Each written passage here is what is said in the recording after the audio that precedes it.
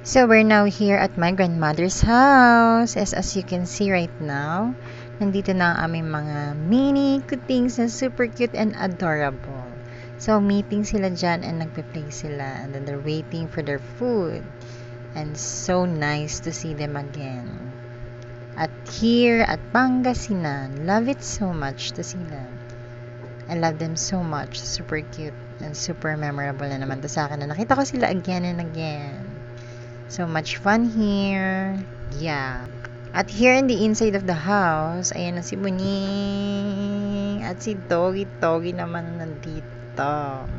Si Britney Spears. Yeah. Super cute din yan. Adorable. And super lambing.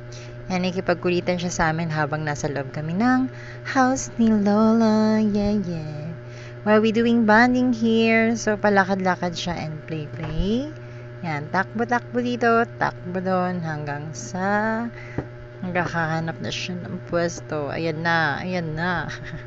So, ayun na sila Lola. So, they're preparing for cooking na.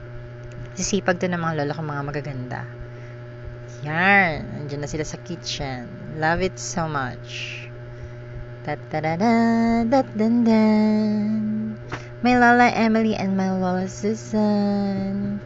So, pasok na tayo inside, and this is the house of my grandmother and Tita Bridget, and also for my Lola Delia, my beautiful Lola Delia, and Lola again, and by Naruto.